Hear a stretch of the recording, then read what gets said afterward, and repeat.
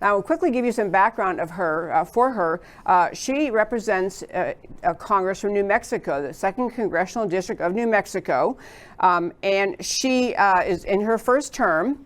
And she did, when she went to Washington, among the many reasons I wanted to talk to her was she joined the Freedom Caucus. And as I mentioned to you, my happy listeners, a few weeks ago, my husband and I attended a great event put on by the Congressional Freedom Caucus, the House Freedom Caucus, just a few weeks ago in Florida. Really got to know more of the people involved and their energy, their passion. And I really became interested in understanding more of the reasons people get behind, get excited about the Freedom Caucus. Yvette Herrell, though, other little bits of background about her. As I say, she is from New Mexico. She's actually a member of the Cherokee Nation.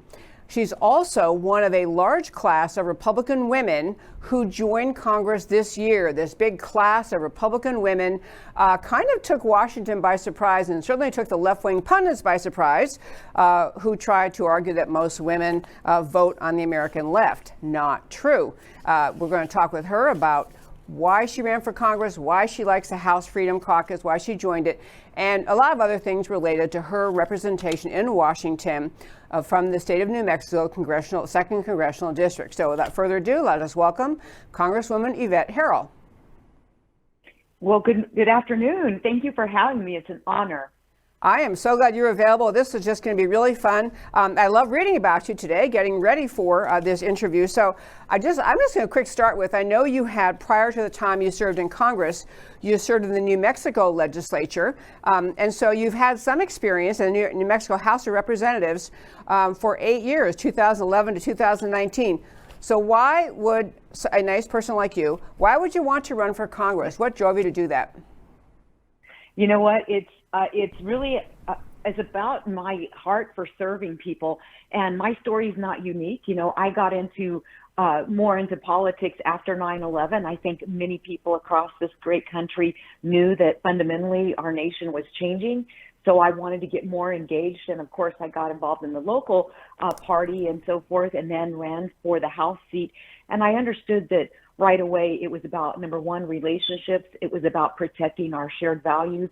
And so much of the work can be done without policy. I mean, a lot of it's connecting dots, helping people with tax issues, with death certificates, with property rights, things that really don't always have to go through the legislative process. And I felt compelled because I knew too many times the system's not working when voters or Americans have to reach out to an elected official to get an answer from a state department or from a federal department. And so it's truly about serving the American people. I love that message about a servant, and actually that one member of Congress I knew had one of his supporters was often saying about him, he has a servant's heart. I love that expression, you know, a heart to serve the people, not rule over them, which is, unfortunately, it seems the reason some people run. They really, really like being in charge and kind of ruling versus serving. So, but you joined the Freedom Caucus, which you heard me say a moment ago, I am very supportive of. I love their spirit. I love their commitment to what I see as the founding ideas. But when you joined Congress, why did you decide to join the Freedom Caucus?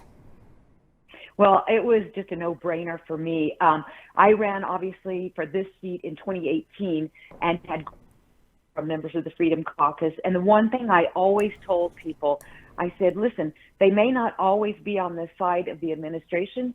They may not always be on the side of things that we think make sense, but they are 100% on the side of the American people at all costs, standing for what is truly right, our Constitution, our values of free markets, limited government. These are just such great qualities. Such a joy to have their support, obviously running in 2020, and then being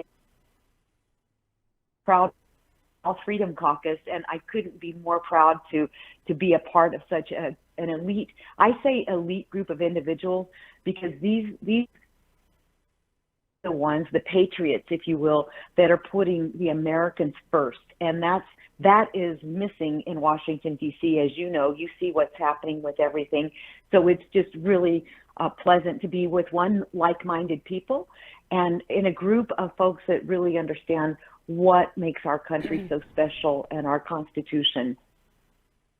I love that. You're going back, fading out back and forth a little bit. I want to keep going because I'm so glad we have you. So I will just deal with that. And if it becomes too much of a problem, I'll let you know. But you're fading out a little bit. But so I agree with that spirit of the Freedom Caucus and the idea of just committed to the freedom and the individual, the rights of the individuals to live in freedom.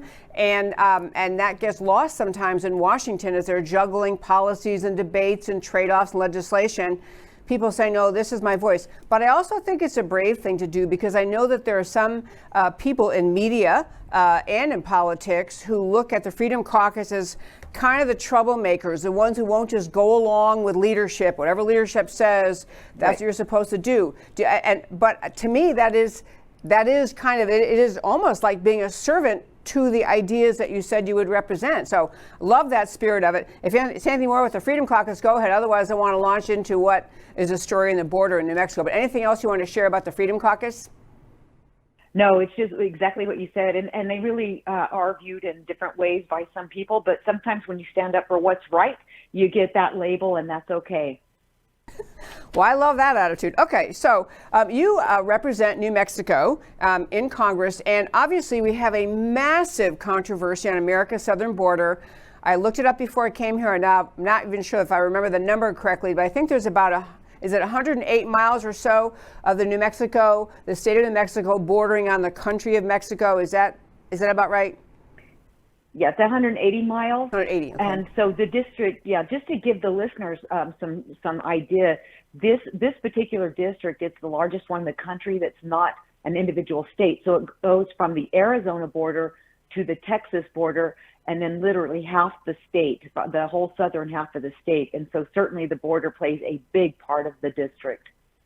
Okay, I'm so glad you said that. I should have, shame on me for not looking up the map and realizing the layout, the geography of your district. So all of the people who around the country hear the border being such a big issue and dispute, they hear, especially if you live in, I don't know, Connecticut, North Dakota, or something where you're not dealing with the issues in the southern border, it may seem like a policy issue, but actually for you, representing the second congressional district, New Mexico, some of your constituents must see the border issues as personal and impacting their lives. Is that true? And if so, can you talk about that? Yeah, it's absolutely true. And it's a crisis. And even though the people that live outside of border states, they need to understand this problem is very real, and it is coming to a neighborhood near them very soon, because right now what we're seeing is the influx of unaccompanied minors. Although they're being housed near the border, they are starting really to push those individuals up into the interior. But what they don't talk about on the news, especially as it relates to New Mexico, is the ranchers, farmers, families, the communities on the border that see a great deal of lost property, broken property, stolen property, livestock illness, torn down fences, stolen vehicles. And in fact, what the media never talks about is there have been 2 incidents of kidnappings down there on the border of Americans, but they don't want to talk about that. They don't want to talk about the actual threat, even the harm's way that these individuals put themselves in to come into our country illegally. And it's time that we put the American people first and put back into place these policies, these protocols that the Trump administration had that were working for the American people. That's actually one of the things I want to get to. We've talked about in the show, of course, many times, the Trump policies in place during the preceding 4 years, including one, which is the Remain in Mexico policy, the idea that when you come across the border and you are trying to enter America, if you're trying to enter under the argument that you believe you are entitled to seek asylum, you have to wait in Mexico. This was the RIM, Remain in Mexico policy. Wait in Mexico until your case is adjudicated, and they decide if you qualify for asylum. This was the most common sense thing, almost, as one of my best friends in law school used to say, like a PGO, a pointed glimpse into the obvious, how obvious this policy was waiting to happen. But we don't do that anymore. So have you seen a change in New Mexico based on the changes in policy put in place by the Biden administration as contrasted with the Trump administration? Yeah, 100%. I mean, you can see just watching the numbers, they've had more apprehensions. Every month it grows. And so in the month of April, they had 178,000. And right now in the country, they released over 600,000 people, and that was not happening under the Trump administration by virtue of the Remain in Mexico policy, because now that's been lifted, like you just mentioned. So all those thousands and thousands of people that were remaining in Mexico have now been moved to the United States. And quite honestly, we just don't have the bandwidth to do the proper background checks. These people are being released with some of them with an ankle bracelet and a piece of paper that tells them when to go to court. They're not going to show up in court. And the other protocol that was very important was Title 42. This was the public health order called Title 42, and it gave Border Patrol agents the ability to process those coming into the country illegally from Mexico or Canada. They could process right on the border and return them to the country of origin that they were entering from. And they had this tool available because pandemic conditions. And right now we're seeing thousands of people come across the southern border that are not being tested for COVID. They are not giving them COVID tests. And in fact, I was down yesterday at the border at one of the DHS facilities. They had over 4,500 children in this facility, 300 cases of COVID, yet they are not vaccinating the kids for COVID. However, they will vaccinate them for other things, but not for COVID. And it's just a disaster, especially for the states like New Mexico, who, number one, we're one of the poorest states in the country. We've had over 2,000 closed businesses in our state because of COVID lockdowns. Our kids have barely gotten back to school. You know, we've really been hit hard. And now we're going to turn a blind eye to this porous border and think that it's okay just to let all these people through. It doesn't even make sense. And it's worse that we're not going to place the value of the American people above the value of those who are breaking our laws to get here. And the biggest thing that people need to understand is the biggest winner in this entire scenario are the cartel, because every person coming across the southern border is paying a price, $4,000 to $6,000 to $10,000. And I think the American people are being had. You know, we're just being hoodwinked to think that opening our border makes us this big humanitarian, you know, open arms country. We do care about people, but we care about our laws, and we should be caring even more about the American people who are paying for all of these hotel rooms, these facilities, you know, the housing, the medications, all this money going towards the illegals that are coming here, when in fact we're not even putting, you know, any effort into getting our homeless veterans off the street. That was so well said. As my sister would say, sing it to me. That was so well said. I want to turn to, you had a tweet out the other day, which was you sent a friendly little missive to Vice President Kamala Harris. I sent that tweet to Matt, the wonderful producer. He's going to quick play it for us. I want to ask you if you've heard back from the Vice President, but go ahead, Matt. Do we have that tweet?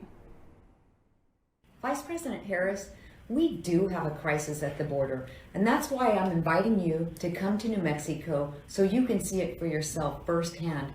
I'm also inviting myself to travel with you to Mexico and Guatemala so we can have real bipartisan conversations to address the issue and get to the root cause. So you'll be seeing a letter from me in your mailbox in the next couple of days, and I look forward to your response. Okay, I love that. You know, that was really clever. So I'll start with, have you heard back from her yet? No, not yet. We have not heard back from her at all. Okay. And also, you made allusion to it, but on a serious note, for my listeners, and I know we've talked about this before, but President Biden, because he can't deal with or doesn't want to deal with the problem, said he was putting Kamala Harris, Vice President Harris, in charge of the border. I believe she has yet to visit the border, which is one issue. But secondly, she has started saying that she is going to travel instead to the countries whose citizens are making their way up through Central America, through Mexico, and trying to cross the American border. That way, she wanted to visit them first and get at, in her term, root causes, which she recently announced. It appeared the root cause of the border, the influx of people trying to cross the American border, was climate change. Okay, so I want to ask first, Congresswoman Herrell, what's your thought about that? You think climate change is driving these people up here? Yeah, look, when in doubt, it's climate change. I mean, that's all they know to say in Washington, D.C. But here's the truth. And I said this yesterday at a press conference.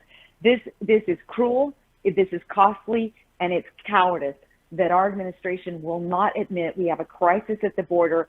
And the fact that she's going now to talk to the Northern Triangle countries, thinking that somehow she can find a solution when she doesn't even know what she's talking about, since one, she hasn't been down to the border, and she will not take this crisis seriously. So it's just, you know, and when all else fails, climate change. I mean, I think we're getting really tired of hearing that rhetoric, but you've seen it and you hear it all the time. In fact, so many of the policies we're dealing with right now have to do with climate change. So it's not surprising that they don't want to address this. But what's unfortunate is, you know, all these children that we were down, we didn't see them, but that were in this facility yesterday, just think about this, and this is what should really get to the American people. These kids are being, first off, they're being fed and housed and vaccinated and all these things. And I know there are people in my district who their children go to bed hungry every night. They live in their vehicles. They live under bridges. They are trying their best to provide for their families. And yet we choose to invest. And we are just a clearinghouse because the cartel has got this all under control. And then the Biden administration and taxpayer dollars. In fact, I said we're robbing money from taxpayer dollars to pay for a problem that shouldn't even be existing right now, but turning the blind eye again on our own kids. They're not talking about the illicit drugs. You know, the amount of fentanyl getting into the country right now has grown over 600%. You know, they're not thinking about the war on drugs and what this will do to the American family, the American teenager. It's just such a double standard. But I guess that's all in the name of climate change. Yeah, you're right. Climate change is the answer to anything. Any issue you can raise must be the fault of climate change. I know you are very busy and you have another thing to go to. I want to ask you very quickly, if you still have time. One is, you were part of sponsoring the PUMP bill, which I love when people in Congress think of these clever acronyms.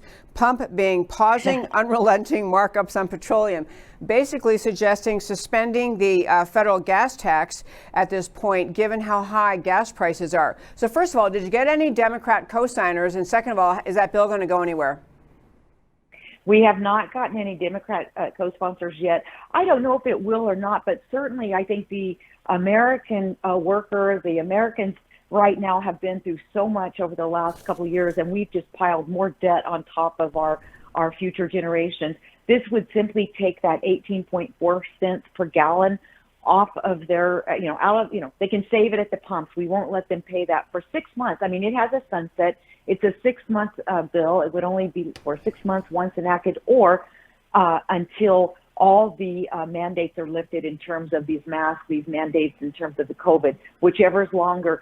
But, you know, here's what I say. Wouldn't it be nice to go fill up with your vehicle and be able to save $5, $10, $15, $20, $50, every time you go to the gas pump? And here we are on the verge of, vacation season. People are going to start traveling. But what's unfortunate is it's not a supply issue, but what we have here is the uncertainty. People are seeing now inflation. They're seeing costs rising. And I think this is a great way to let people keep some of their hard-earned money in their pocketbook and stretch it a little further and reinvest that money into their local economies or into their savings accounts. Those are all just a great litany of arguments or points in support of your bill. I love it. You're right. I think the American people would love it. One last question, and I'll let you go back to your work in Congress, which is, I love the idea of all of these conservative women being newly in Congress, a Republican number of women. I don't have it in front of me, but there were many new first-time elected Republican women who joined this Congress. So is there kind of a camaraderie among you all? Are you kind of pretty well all connected? And actually, why do you think all these women ran and won in 2020? Do you have any idea what prompted that and what made them victorious this time? Yeah, it's first off, the whole class was awesome. And so as a freshman class, we stay very connected, all of us.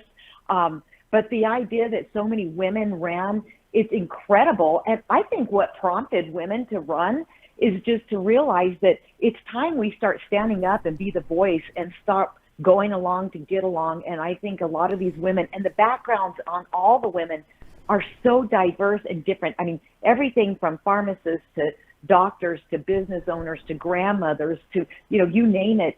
And I think it was just that collective interest in, look, our country is the greatest country in the world, and it's worth standing up for, it's worth fighting for, and it's worth dying for. And I think women in general started saying, hey, I've got a small business, or I've got kids and grandkids, and I'm tired of the way things are going. And I think that Americans just in general are tired of the way the country's going. I think the only thing the founders missed is term limits. I don't think they ever expected people to be in office for decades like we see nowadays. But I think just women in general just decided, you know what, it's time to get off the sidelines, get in the game. And it was a huge surprise. And this is a group of, all the freshmen that came in for the Republicans are amazing people. The men are great too. But I think this is really good, powerhouse, unashamed, very bold, and very smart women, and I'm very excited and just honored to serve with them. Congresswoman Yvette Herrell, this has been a great conversation. I'm so glad you happen to be available. I want to thank you for joining us. Thank you for taking time out of your busy day in Washington on the committees you work on. I just couldn't thank you enough, and I hope we can do this again sometime. So thanks so much for joining me. Oh, let's plan on doing it again, and thank you for all you do to keep people informed. I have fun doing it besides. You're very welcome. Okay, folks, as Congresswoman Yvette Herrell, I put a link to her website up on our website, americacanwetalk.org, on the homepage under shows. Drop down list of links. You can link to her page. She's just a great new member of Congress, and I love this. I just love this army of smart, conservative, activist, engaged women being part of the process in Washington.